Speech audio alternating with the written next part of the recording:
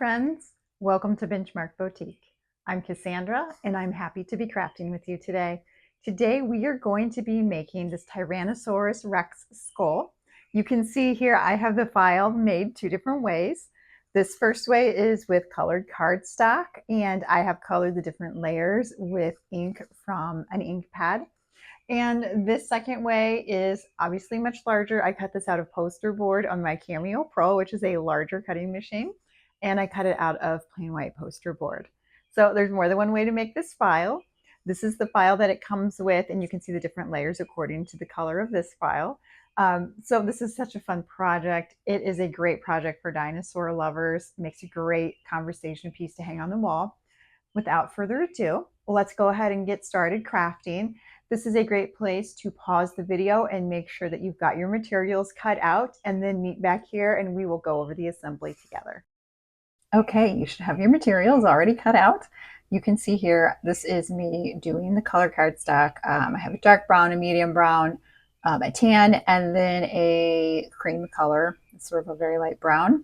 And what I'm doing here, you can see I have these foam applicators and I have some ink blots, and I am just dabbing the foam applicator in the ink and adding color where I want to add some depth to the file.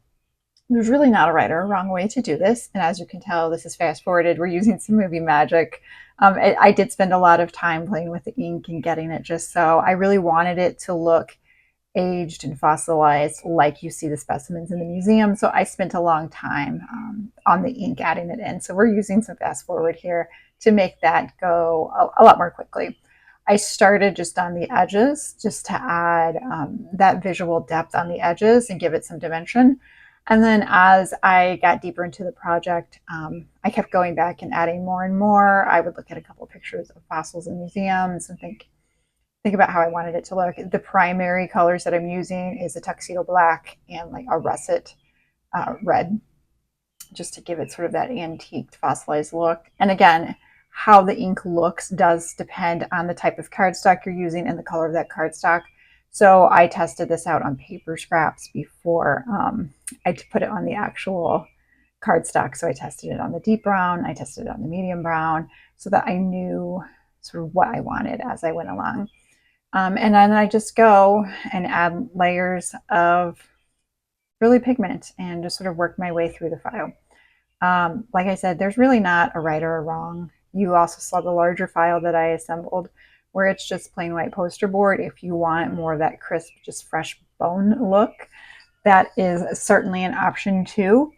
The big part of this is just really keeping the layers organized and remembering all the pieces to the layers.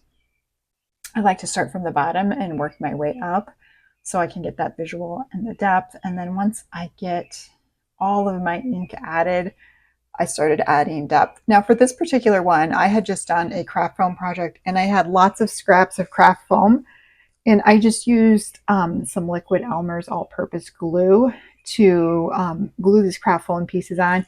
It pretty much does the same thing as adhesive foam, just I was just being resourceful and using my leftovers. Here you can see I'm laying out the pieces of the craft foam to figure out the placement and how much dimension I wanted to add. Do I want to double up the foam to give it extra depth? Do I like the way the depth looks there?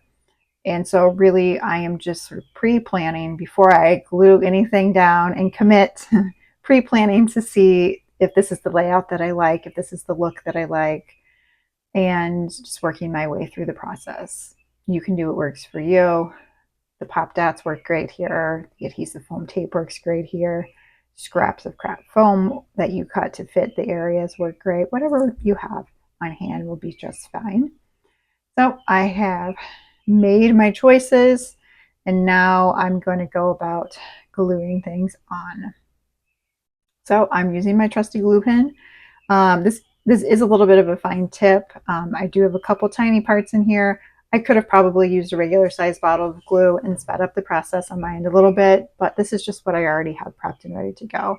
So that's what I went with. It really wasn't a huge time difference for me.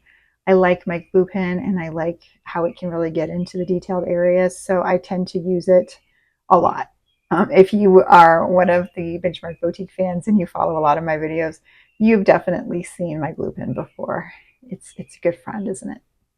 So just here we are gluing our pieces on. Again, we're using movie magic and fast forwarding through this. It can be a little bit tedious at times.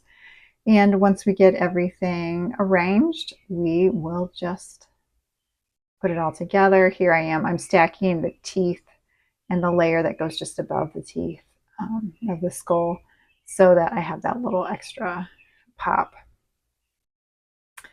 And getting it on the back side, now that I've made the top 2 layers of the skull. Well, I guess there's 2 more layers in the top for the eye cavity. Extra 2 pieces are there. Because if you look at, I guess it would be the illustrations, but when you look at the museum fossils, you can see like around the eye, there's some extra depth for that Tyrannosaurus Rex eye. So I wanted to make sure that was included in the file to give it that extra sort of scary dinosaur-like quality to it.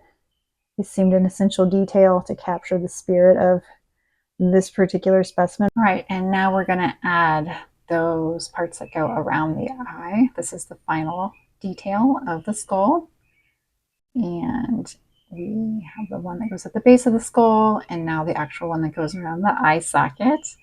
And I had to cut the craft foam kind of thin to hit here, but I really wanted that depth because that this brow ridge really adds some fierceness to this guy, and we wanted it to look pretty fierce. So there we go, it is done. And here we are doing the same thing, building the large scale version. Again, I cut this out on my Cameo Pro. It's probably about, I think it's about 18 by 22 inches. I cut it out on plain white poster board. And what you can see, I had a sheet of the pop dots, and I'm cutting up the leftovers and using those long strips as adhesive to add that dimension. So I'm adding that first layer, and then here is that second layer that goes above, and I'm doubling up the dots here just to give it some extra depth, and then adding one there on top of the other layer that I popped. And just going through and adding this scraps of adhesive foam wherever I think the design needs it. And the nice thing about these strips is they're very flexible when you cut up your remnants. And you're, being resourceful. You're reusing things and spending a little bit less money on craft supplies. So it all works out pretty nicely for a thrifty crafter. And you can usually find just the plain white poster board at very affordable prices at a lot of different locations. It's a pretty common staple for classroom projects. So a lot of different places have that white poster board.